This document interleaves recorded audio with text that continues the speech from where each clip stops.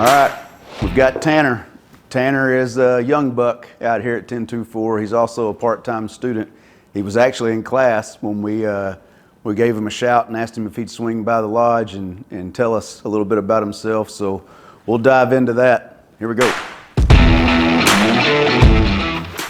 All right, Tanner. What's going on, man? Not a whole lot. What you doing? I come up here to meet with you. Yeah? Got out of class. So you going to class and working out here at Yes, 1024? Yes, sir. Seems like a lot. It can be. Yeah. The school's the main thing right now. Is just getting my education. Yeah. So I can go on. So further. how's life on the ranch? It's interesting. It's to least to say. I wouldn't change nothing about it though. Yeah. I'll tell you that. It some good people out here. Yeah. Oh, for sure. Yes, sir. And a lot of personalities and characters. There's a lot of personalities out here. In a good way, though. Yes, sir. Yeah. Yes. Like Tony seems like he's a lot. Oh yeah, Tony. Yeah. He's a lot. You gotta love Tony. Yeah, I love him to death. I just met him. Yeah, me and Tony, he's like a brother, I would say. Yeah. I can count on him for anything. If he called me 2 in the morning, hey, I need some help, I wouldn't ask any questions. I'd go help him. Yeah. You can't help but love Tony. That's the good thing about him. That's the common conversation as of late is this place being like family. Everybody Everybody's like family. If you need everybody to give the shirt off their back to you and be walking around shirtless. Yeah. But well, so we've been talking about how you guys are still operating out here off of horseback. Yes, sir. So we've got some wheat cattle turned out right now, and main thing during the winter time is go ride through them, look for a sick one. If you see one, if he's just getting sick or if he's already been doctored and we got to revac him, and then that takes place, we'll try to ease around him and get him singled out by himself and get a rope on him, head and heel him, and then lay him down and get him doctored and try to get him back up as fast as you can without injuring him or running the other calves, and try to just make it as easy on them, because if you were sick and couldn't breathe that well, you wouldn't want to run 50, 100 yards either. Yeah. It's just one of those things, and then in the long run, there's prevention too as well. Mm-hmm. If you see one that may look a little droopy headed, like he's a little off by himself or laid up in the brush and everything else is out eating in the middle of the day, then if you ride over and ride up on him, he stands up and stretches and kind of walks off, and you don't really particularly see anything, and 9 times out of 10 he's probably okay. But if there's something that sticks out, and that's like me and Tony, we've rode a lot together, and we tell each other, if you see anything wrong at all that you think, say it. And it's better to get 2 eyes on him than just one, and he may see something that I don't in one particular calf or not. So it's just. You got a favorite horse? I've got several. I would say. I've got my most favorite horse. I can't ride her anymore. She's crippled. That's a whole other deal. And but I've got one in particular of Galen's that I can just go about do anything. I know I can do anything on him, and I get along with him. He's kind of an ornery sucker, and most people don't like riding him just because he's got some weird quirks and buttons to him, but that's just his personality, and he's nice. I will say that. Yeah, but that's probably not a horse that Galen's going to get on, huh? No, not at all. And Galen said many a times, he said, I'd rather walk than get on him and ride him 10 yards. And that's probably the truth in Galen's case.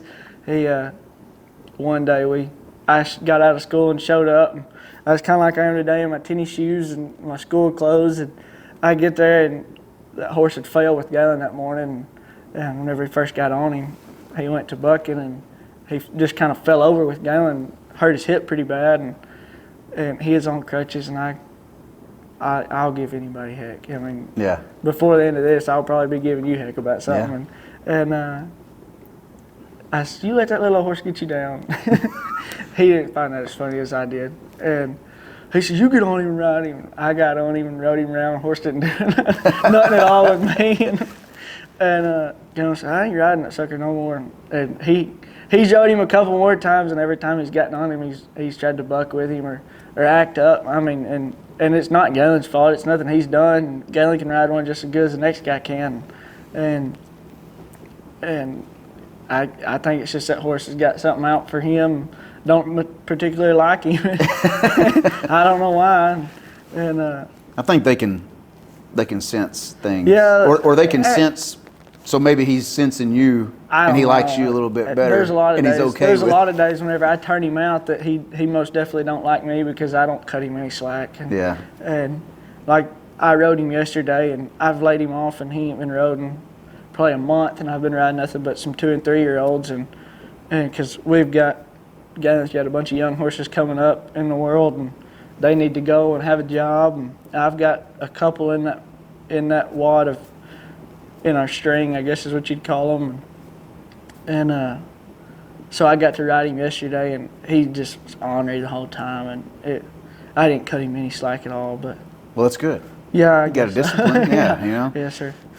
If he's had a month off, he's thinking he can probably just give you a hard time and you'll get off of him anyway. Exactly. Yeah. And that's but what if you he's stay looking on for. him and make him work, and I make him do what he's supposed to, by the end of the day, He'll break. He'll figure it out. Yeah. He'll get over it. And as like yesterday, he gave me a fit for 20, 30 minutes, and then he give it up. And, Yeah. All right, well, whatever you want to do, let's do it. Yeah.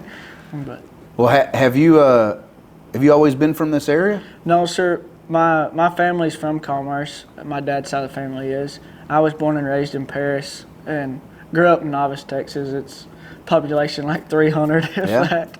And it's 5 miles from what I call the border. It's the Red River. And my dad's family's from here. And my uncle works here, Richie Romans. And then Dustin Ragsdale's my cousin as well. And whenever I first moved this way, I was working at a vet clinic in Paris, and I was commuting back and forth for school, and Dustin, Richie, my granddad, my aunt, they all live on the same county road right there off the airport, and I was needing to move. I was going to have to move this direction anyway sooner or later just for school and personal reasons and being closer and not having to drive 2 hours a day for no reason and burning the roads up. And so Dustin, he had gotten word from Galen that they was hiring, and so he called Galen, and so I actually come over I got out of class one afternoon, went to Dustin's house, and I got in a pickup with him, and he took me over to Galen's, and Galen was there in the shop, and I went in there, and at the time I had tore all the ligaments in my thumb due to a rope accident, and so I had this cast on and everything. I come in there and I'm shaking his hand with this cast, and he's don't worry about that. That won't hold me back none.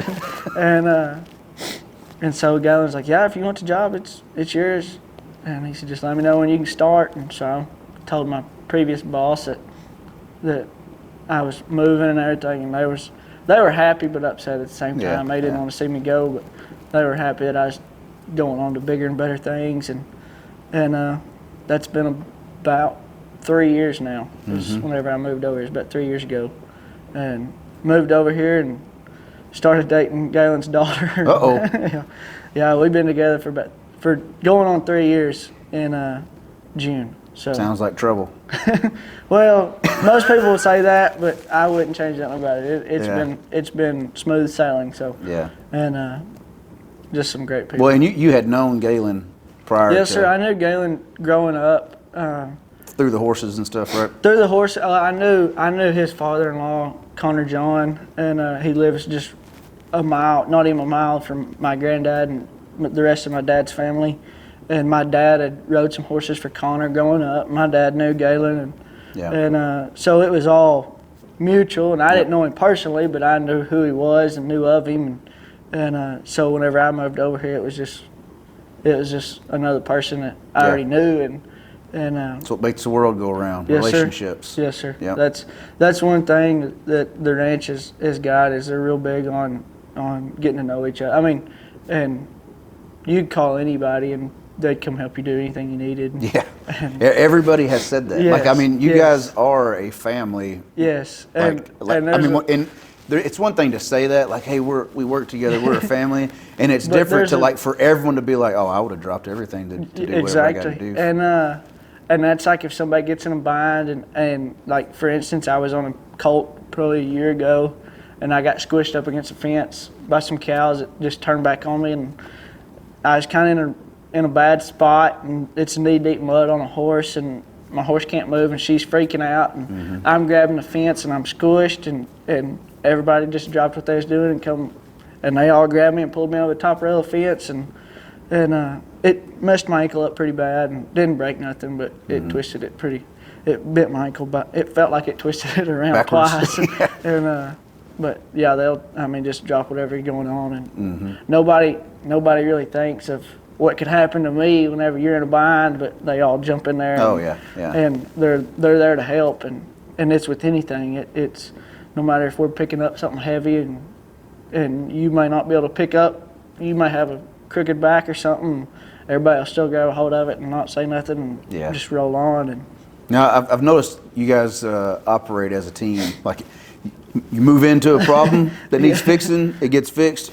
And then we move out. You re-engage to the next problem, Yes, sir. fix it, and move out. Yes, sir. Yeah, that's probably about the most effective way to get it done. Because I'm sure the list just keeps the getting list longer. is always getting longer as we speak right now, because you're here and not out there. and there's something to be done every day, no matter if it's a rainy day, and there's something to be fixed around the shop, and there's the list just goes on forever, and that's like we go to town every day to go eat lunch, or we may come in here and eat lunch with the chef, and we go to town. Everybody's like, "Oh, you're working today?" And it's like, "Yeah, cows don't quit on holidays. I mean, it's another day in the books for us." But we wouldn't change that for the world. It's how it is, and it's got to be done. So might as well just go do it and not worry about it. Yeah, and it takes a mindset of knowing that the job will never get done, but the tasks between the job getting done, it can get done every day. The little things.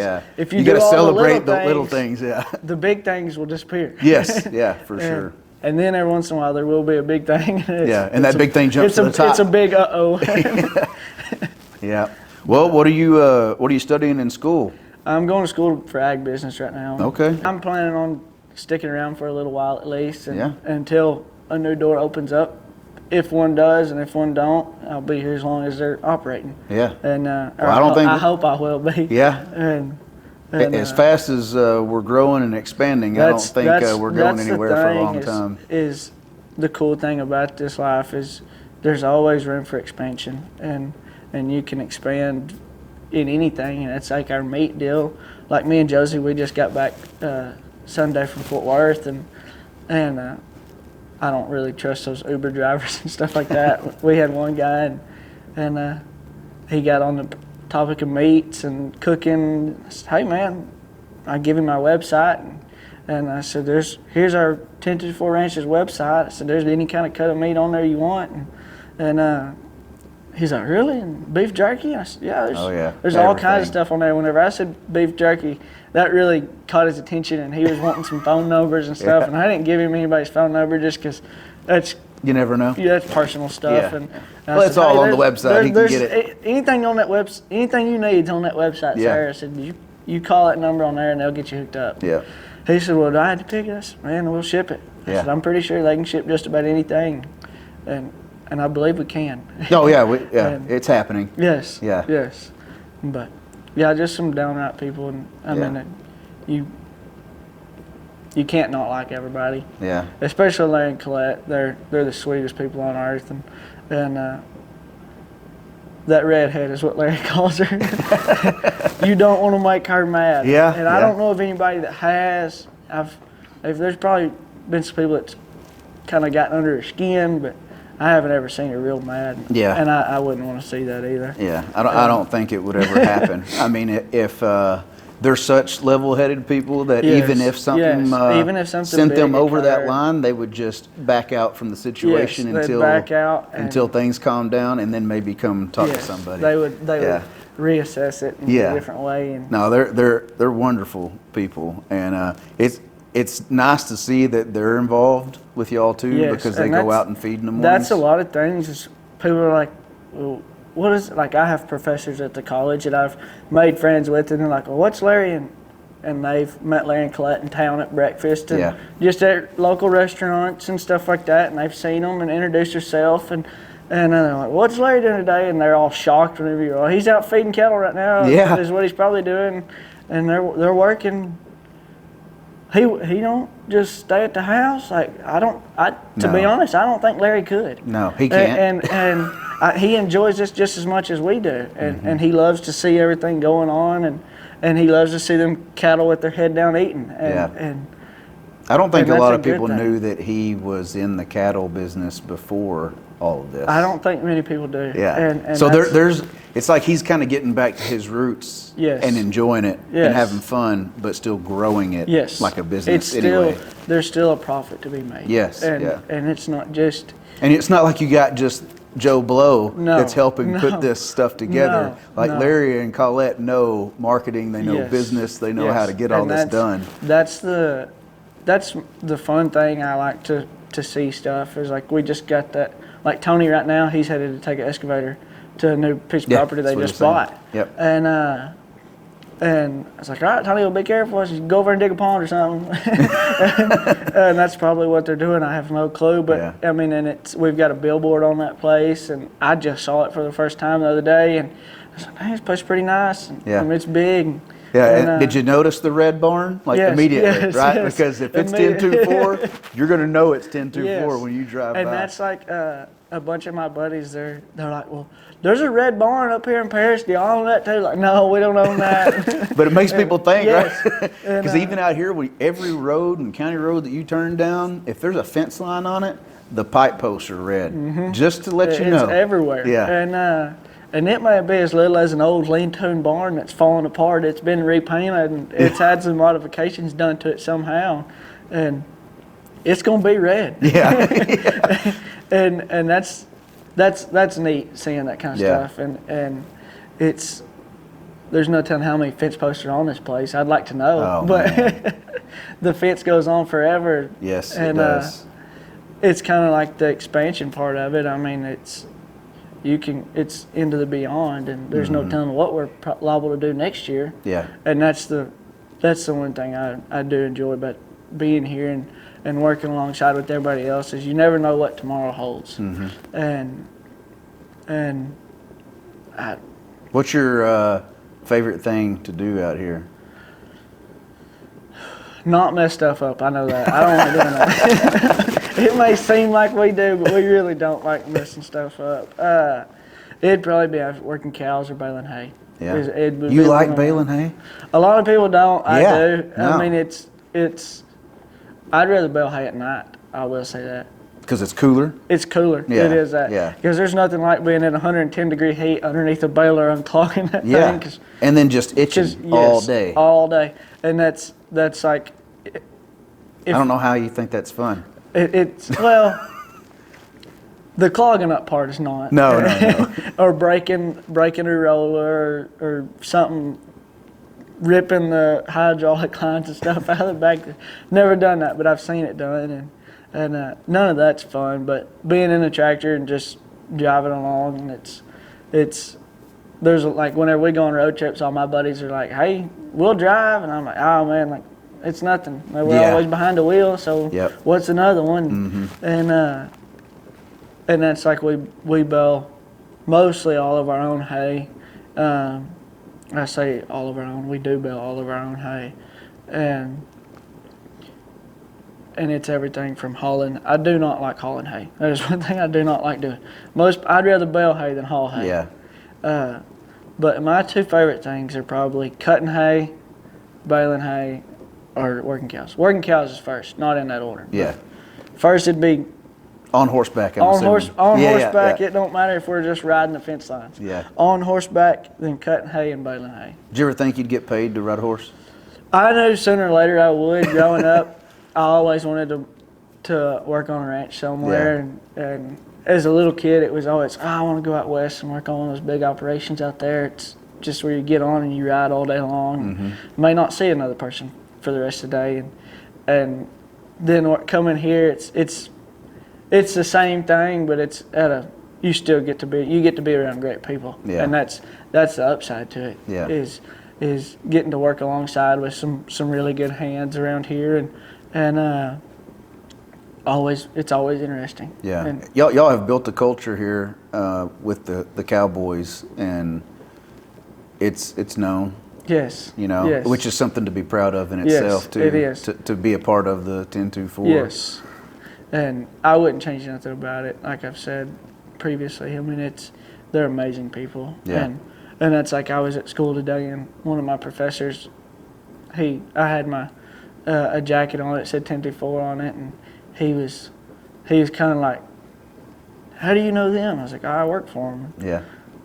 "Well, what are you doing here?" And I'm like, "Going to school." And it's Yeah. like everybody I talk to, they're like, "Well, you should be at work, man." I'm like, Yeah. "Well, yeah, I know, but like, I want an education too." Yeah. And maybe I can do something like that one day. And Mm-hmm.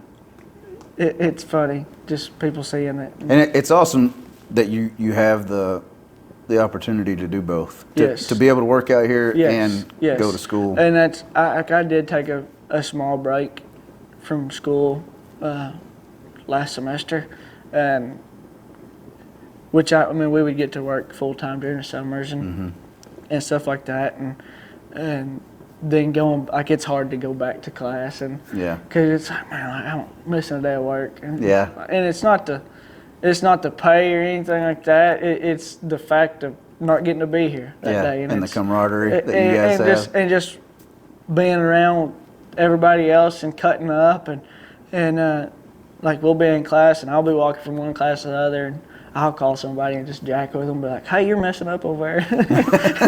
They're like, "No, what?" But yeah, it's amazing, and you never know what we may be working cows today and baling hay this afternoon, or Yeah. or we may be fixing fence, and Galen, he's got a lot of things lined out, and once he tells us what to do, we all kind of disperse and go our own ways. And That's something that Tony was talking about too, and you guys have to be adaptable yes, because You- your plans for the day might change 3 times before it starts. You can't just exactly, and you can't just say, "Well, I don't want to fix fence," or "I don't want to do that." I mean, you may not like doing it, but you're gonna do it at some point in time. I mean, Yeah. it's as if a bull gets out at night and you're coming by there, or you're coming through this, going by a place and you see something out. You got to knock it out. It's not, "Hey, let me call somebody." Yeah, you may call and, "Hey, there's a bull out over here. Can I get some help?" And heck yeah, we'll come, and people will drop whatever they're doing, and they'll come help you put him up and get the fence fixed and make sure there's nothing else out. And like you said, your plans may change 3 times before you ever get started, and sometimes they do. And It's the nature of the job. exactly, exactly. It's like yesterday they were starting to haul rock, and I was headed over there to help, and I'm headed around there, and the truck passes me, one of the end dumps, and it's like, all right, well, he's going to get another load. And I get over there, and I get a phone call. "Hey, we're not hauling rock anymore. They need some dirt before we get the rock in there." I was like, "Well, dang, all right." Yeah. I done went through 4 gates, but thanks. Yeah. Turn around. Yeah. And sometimes I think they do that on purpose, just Just to mess with you? Yeah. Yeah. And then you get there and they're like, "Oh, we're just kidding." Yeah, and you got to we go don't- right we back don't through need those you. gates. Yeah. No, they don't do that. Yeah. But Well, y'all have got a good thing going, man. Yes, sir. And thanks for swinging by. I know Oh, you, no, you I got know. out of class, but yeah, I'm gonna. we're trying to pick everybody's brain and Oh, get yeah. everybody coming through here and just talk about 10-2-4 and a job and Yes, sir. everything that it entails, because I it's a huge operation. It is. I get phone calls from people. From buddies and stuff like that. "Hey, are y'all hiring this and that?" "Hey, man, not really, not right now." But if we are, if they're interested in you, hey, I'll call you and tell you, "Hey, come take an interview." Yeah. And it's funny to, even like 3 years ago, whenever I first started here, it was just as big as it is now, but it wasn't. if that makes any sense. And it's expanded and grown a lot just in the past 3 years. And a lot of this was already existing, and it's getting to work alongside. I mean, like whenever I first started, it was Galen, Ramon, Chris, Dustin, and Heath, and me. And then the high fence guys, and Austin and Adam, and then Richie come aboard, and Tony come on, and Josie and Liberty, and I mean it's just getting to meet new people, and it's like whenever Larry and Colette's friends come down from California, they don't look at you as an employee, they look at you as kind of like family, just like Larry and Colette do, and that's always nice. I mean, you may not ever know this person, but 9 times out of 10 they're going to remember your name whenever you come back next year. And that's the nice thing about this place. That's pretty awesome. Yes, sir. Okay. Well, Tanner, I'll let you get out of here, man. All but right. Thanks for swinging by. You're welcome. Thank you. We'll catch you later. Okay. All right.